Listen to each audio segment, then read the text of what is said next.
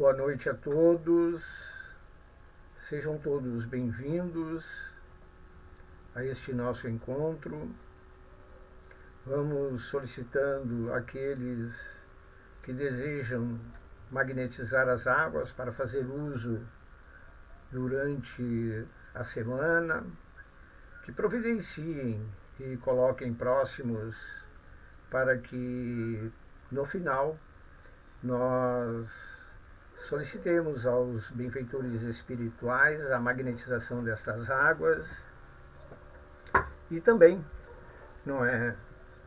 reunir a condição mental para esta atividade que é importante, pois assim nos tornamos receptivos e aqueles benfeitores que trabalham nessa atividade no plano espiritual, então possam nos assistir. Então vamos fazer a nossa prece inicial, pedir que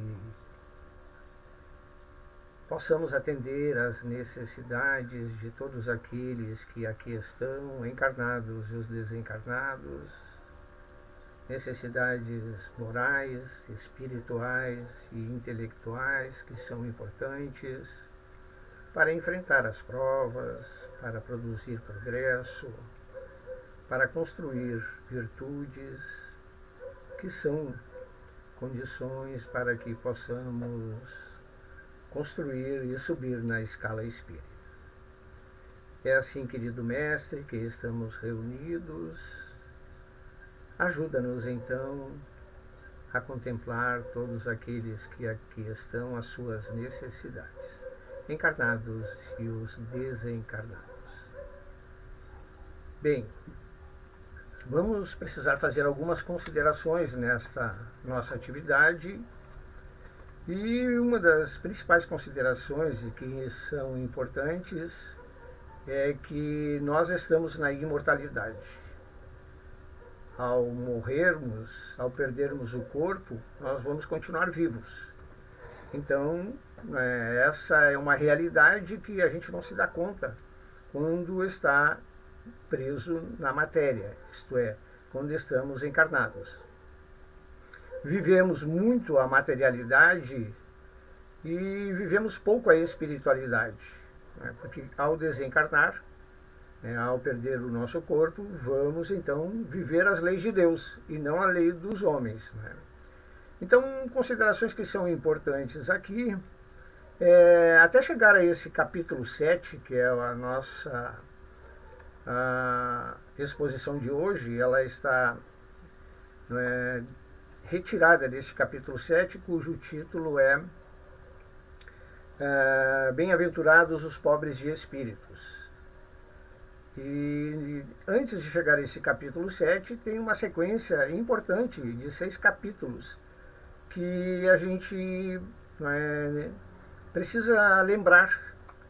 No capítulo 1 está presente a lei de Deus, cujo título é Não Vim Destruir a Lei. No capítulo 2, a presença da imortalidade, que é Meu Reino Não É Deste Mundo, o título desse capítulo 2. E lá no capítulo 3 tem as várias casas decorrentes do progresso realizado. Então o título desse capítulo 3 é Há Muitas Moradas na Casa de Meu Pai.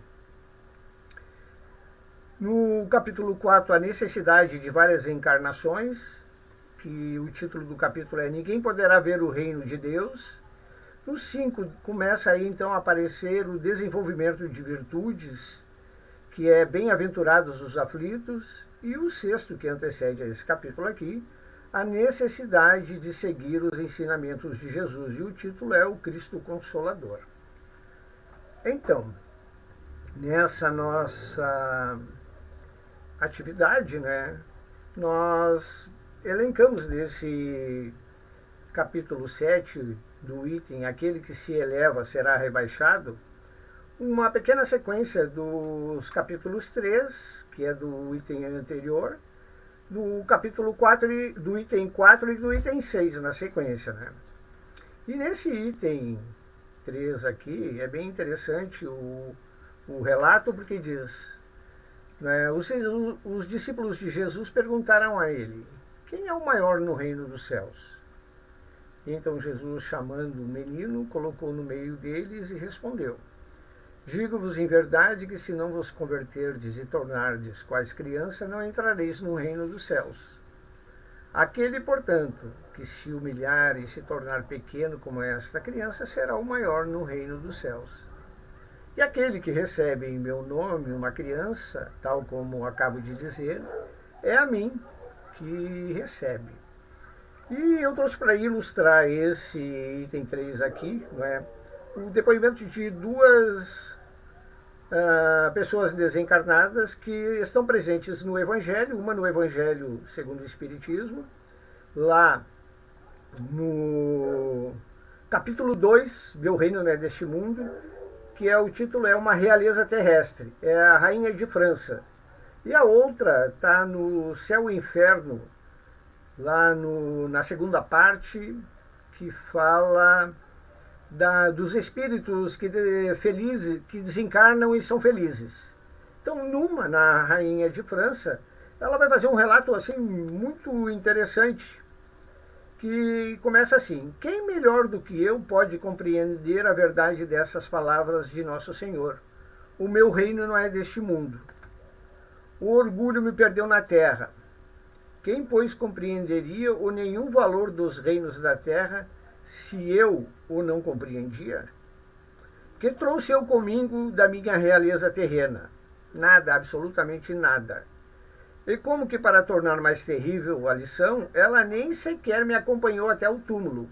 Rainha entre os homens, como rainha julguei que penetrasse no reino dos céus.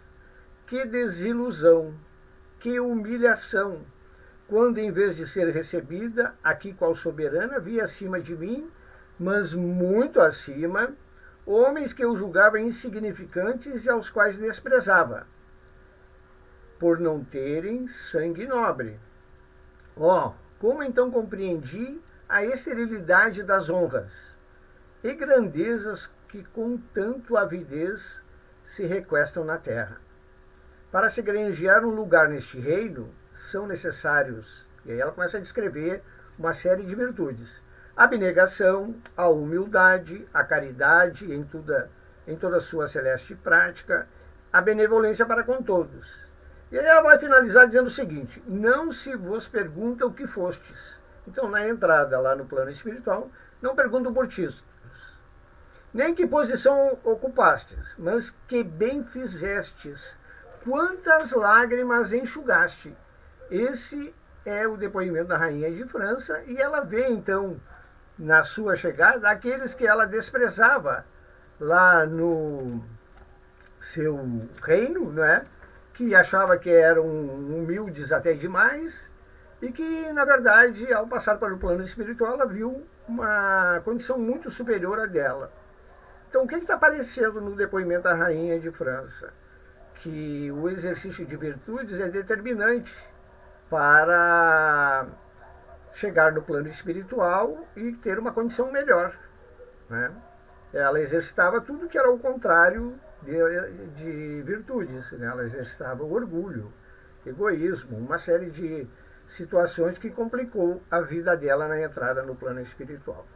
E a Condessa de Paula, é bem interessante este depoimento, porque posteriormente ela vai ser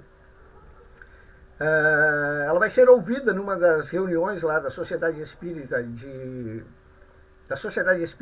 Parisiense. Então, e ela vai dar o depoimento, né, da condição que ela está no plano espiritual, uma condição feliz, mas vamos fazer um relato aqui daqueles que viveram com a Condessa Paula, né, e então como ela atuou na sua encarnação. Bela jovem, rica e de estirpe ilustre, esta também era também perfeito modelo de qualidades intelectuais e morais. Faleceu com 36 anos de idade em 1851. Seu necrológio é daqueles que podem resumir-se nestas palavras por 1000 bocas repetidas. por que tão cedo retira Deus tais pessoas da terra? Felizes os que assim fazem abençoada a sua memória. E aí vai aparecer uma descrição das suas virtudes. Ela era boa, meiga e indulgente, sempre pronta a desculpar ou atenuar o mal em lugar de aumentá-lo. Jamais a maledicência lhe compuscara os lábios. Sem arrogância nem austeridade, era ao contrário, com benevolência e delicada familiaridade que tratava os seus servidores, despercebida aos demais de qualquer aparências de superioridade ou de humilhante proteção, compreendendo que pessoas que vivem do trabalho não são rendeiros e que, conseguintemente, têm precisão do que se lhes deve, já pela sua condição, já para se manterem. Jamais reteve o pagamento de um salário. A simples ideia de que alguém pudesse experimentar uma privação por sua causa seria um remorso de consciência. A sua benevolência era inesgotável, mas não são essa beneficência ostentosa à luz meridiana, e assim exercia a caridade de coração, que não por amor de vanglórias. Só Deus sabe as lágrimas que ela enxugou, os desesperos que acalmou, pois tais virtudes só tinham por testemunho os infelizes que assistia. Ela timbrava, além disso, em descobrir os mais pungentes infortúnios, os secretos, socorrendo-os com aquela delicadeza que eleva o moral em vez de rebaixar. Então está bem presente o oposto das duas, né? As duas nobres, não é? Uma exercitando o orgulho, o egoísmo e a alta materialidade, os títulos, vai entrar no reino espiritual, vai voltar para casa sem nada, porque não construiu nenhuma virtude, vai voltar como sem nenhum tipo, nem a roupa do corpo, né? É a única coisa que poderia ir com ela, né? O corpo que é dela, que ela recebeu na encarnação, ficou também. Ela é o espírito que entra sem produzir nenhum tipo de virtude. A outra não, a outra volta para uma condição feliz e nessa condição feliz consegue alçar voos mais elevados na hierarquia dos espíritos, pois produziu tudo o que precisava. Vamos para o item 4. O item 4 é bem curioso, esse item 4, porque vai aparecer a esposa de Zebedeu, que tinha 2 filhos como apóstolos. O Zebedeu era um empresário à época de Jesus, bem sucedido, né? Tinha acesso ao sinédrio, falava com o sumo sacerdote sem pedir hora, né? Ia lá e conversava com ele. Significa que, por sua condição de sucesso financeiro, ele era bem recebido entre os homens, né? E a esposa dele então vai ter com Jesus e ela vai falar: manda, disse ela, que estes meus 2 filhos tenham assento no teu reino, um à tua direita e o outro à tua esquerda. Mas Jesus lhe respondeu: não sabes o que pedes. Podeis vós ambos, e aí Jesus vai se dirigir aos 2 apóstolos, beber o cálice que eu vou beber? Eles responderam: podemos. Jesus então lhes replicou: é certo que bebereis o cálice que eu beber, mas pelo que respeita a vos sentardes à minha direita ou à minha esquerda, não cabe a mim vô-lo conceder. Isso será para aqueles a quem meu Pai o tem preparado. Então, está presente mais uma vez aqui a presença das construções morais e espirituais que são necessários. Ele, né, a esposa de Zebedeu e o empresário tinham acesso a altos cargos e não tinham nenhum problema em fazer aquelas situações que desejavam, né? Eu quero tal coisa. Eles iam lá e conseguiam, porque eram bem-sucedidos, e isso, então, eles conseguiam comprar. Mas, quando Jesus diz, mas pelo que respeita a vos sentares à minha direita ou à minha esquerda, Não é a mim que isso vai, que vou conceder, isso será para aqueles que o meu Pai o tem preparado. O que é a preparação? É a construção de progresso que precisamos fazer, e essa construção passa pelo exercício do amor e da caridade, do exercício dos conhecimentos que já possuímos. Não temos que exercitar todos os dias, né?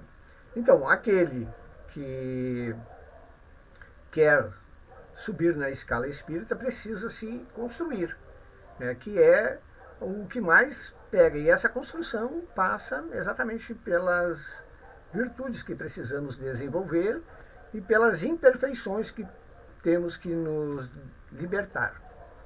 E no item 6, vai aparecer uma situação bem interessante nesse item 6, que tem a ver, não é, com a nossa ida e vinda para o plano espiritual.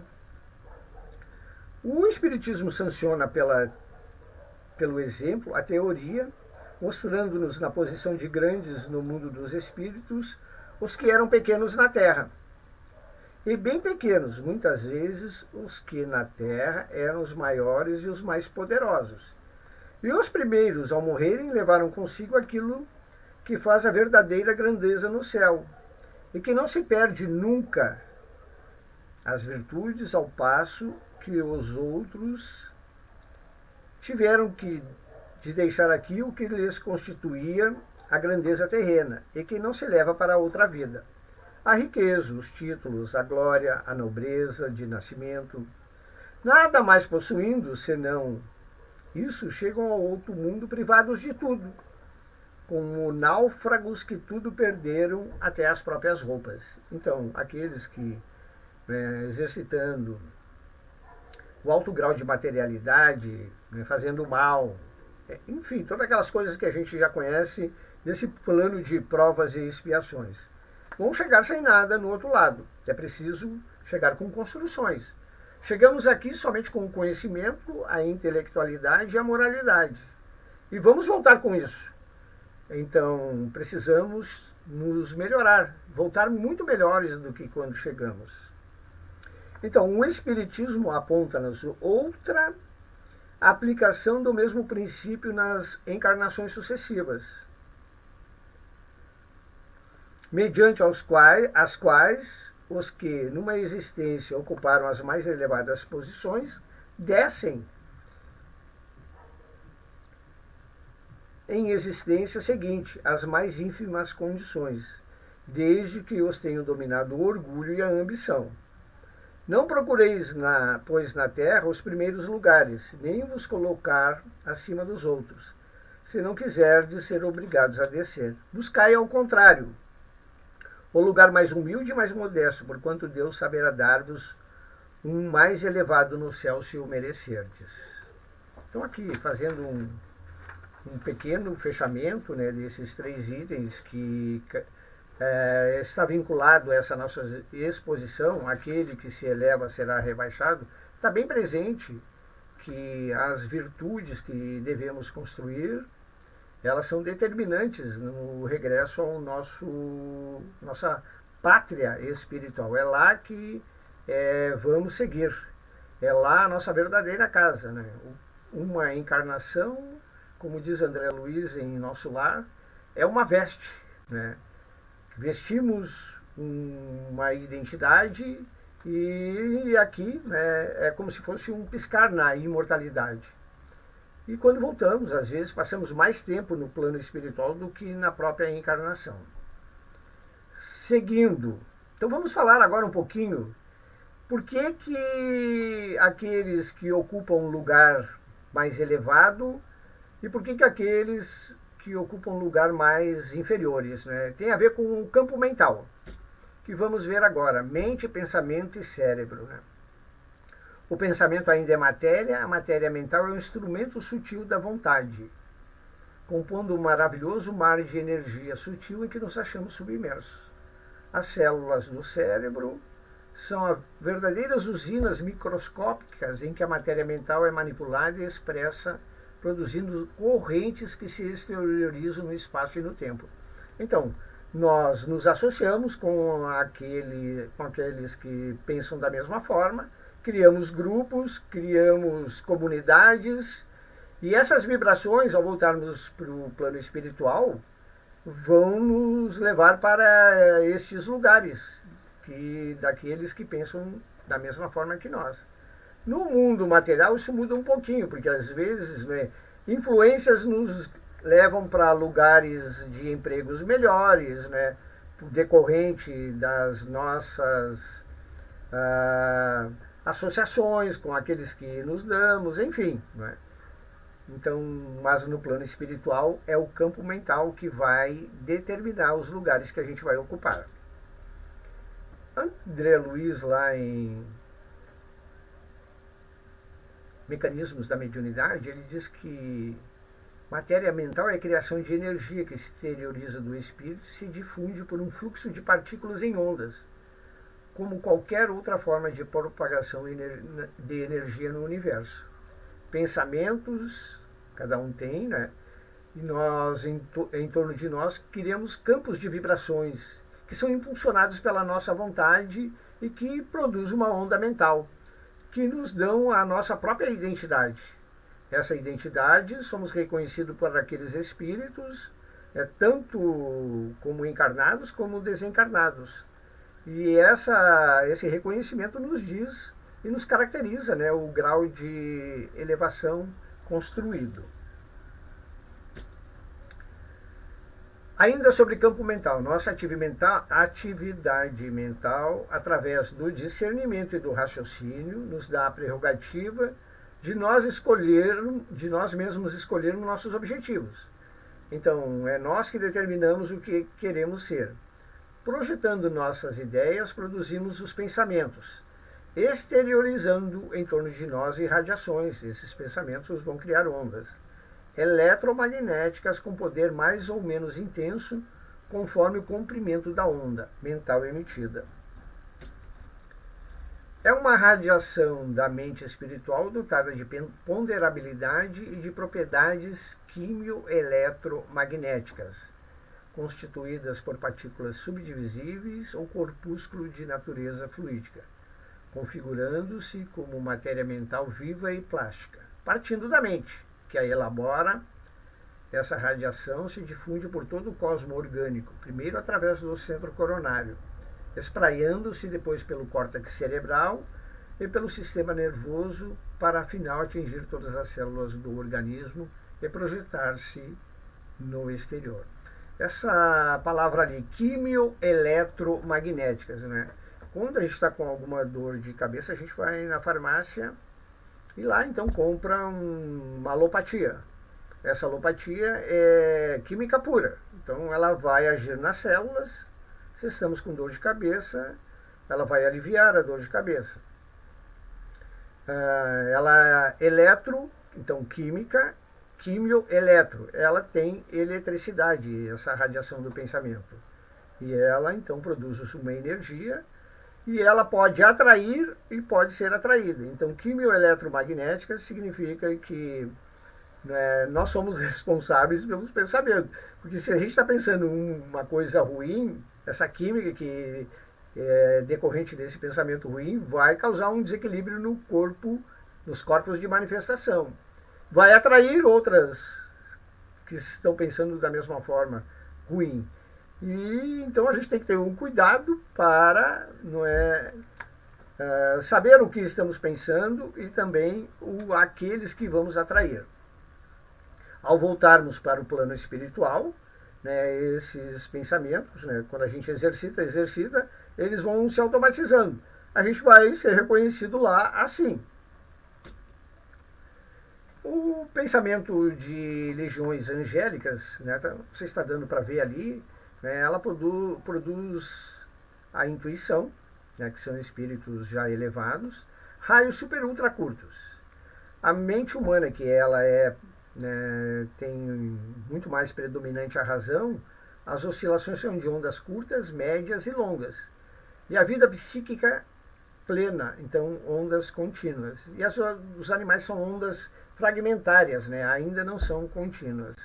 Então essas ondas aqui vão nos reconhecer quando voltamos para o plano espiritual. Lá, a rainha de França produziu uma onda diferente de angélicas, né? Estava presente ali o exercício de alto grau de materialidade, dava atenção aos títulos, enfim. E a outra, Condensa de Paula, né, ela vai produzir uma onda super ultra curta, né, que é de espíritos mais puros. Então, ao chegar no plano espiritual, vai para lugares que são de espíritos mais elevados, e a outra vai para lugares de espíritos mais inferiores. Sintonia é um termo relativo à condição de concordância, equilíbrio, similitude ou reciprocidade. Então, as ondas que nós produzimos, nós atraímos aqueles que estão no mesmo vale, na mesma crista da onda que a gente está emitindo. Então, elas se encaixam perfeitamente. Então, nós somos atraídos e atraímos também esses pensamentos, essas mentes que estão nessa mesma vibração.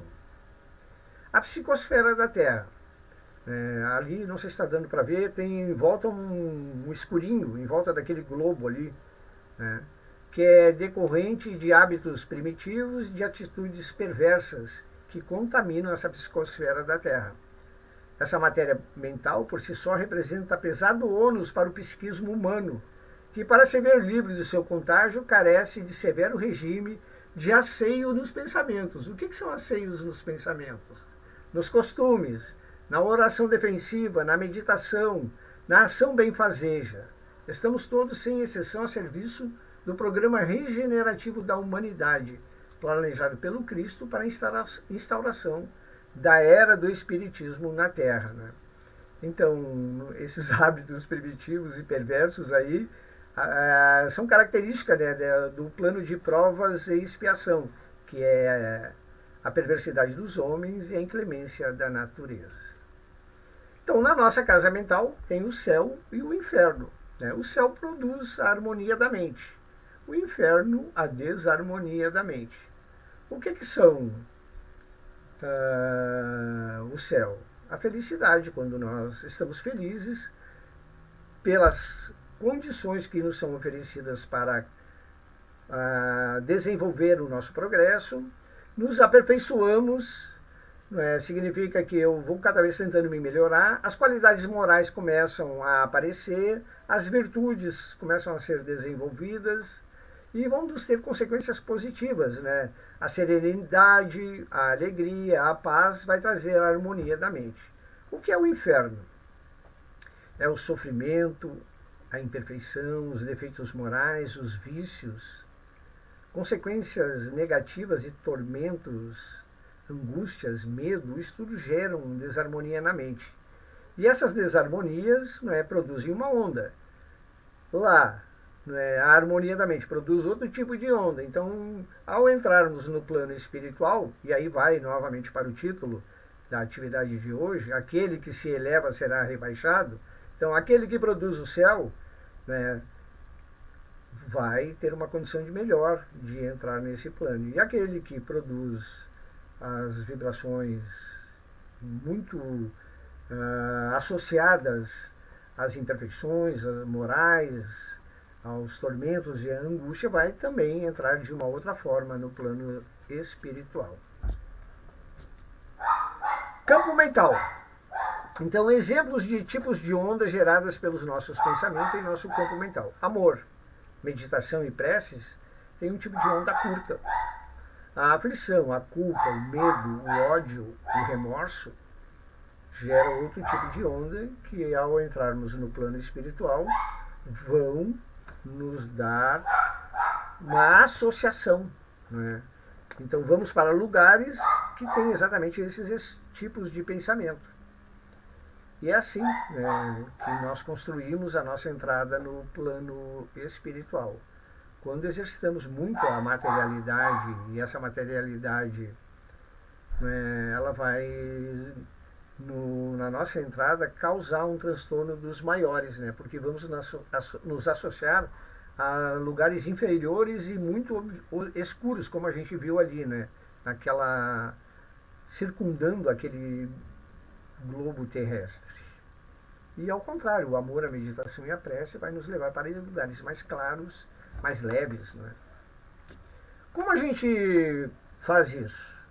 É através do estudo. Aliás, é através do estudo, segundo a Associação Médica Espírita do Brasil e de várias cidades, que se faz o maior exercício de saúde, porque lá entendemos como precisamos nos melhorar.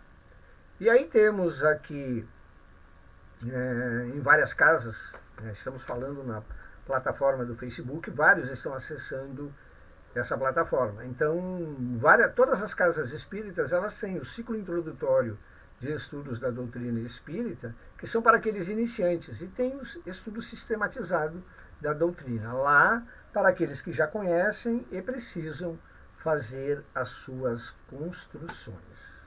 Chegamos ao final da nossa atividade. Vamos então nos preparar para a prece. Vamos buscar aquele recolhimento íntimo, tudo aquilo que é necessário para as construções que precisamos desenvolver, produzir nessa prece, nos deixar receptivos e sedimentar em nosso íntimo os conhecimentos que ora produzimos, e para que posteriormente possamos lembrar desses conhecimentos para fazer uso naquelas relações do nosso cotidiano.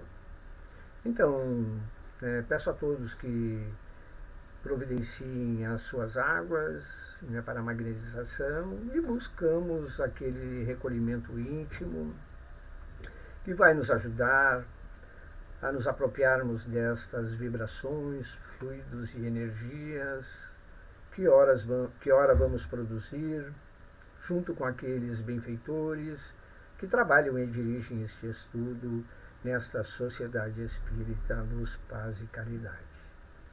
Que estes fluidos sejam de amor, de paz, da afabilidade, da doçura, da resignação, do perdão, da abnegação, do devotamento, da indulgência, da lei de justiça, amor e caridade na sua maior pureza. Que eles nos deixem receptivos ao exercício de tudo que precisamos para contemplar as nossas necessidades morais, espirituais e intelectuais que são necessárias para a construção do homem de bem em nosso íntimo. Ajuda-nos, Jesus, a construir esse edifício do homem de bem. Ajuda-nos a nos libertar de todas aquelas imperfeições que nos atrapalham e impedem essas construções morais, espirituais e intelectuais. Agradecidos, finalizamos a nossa atividade de hoje.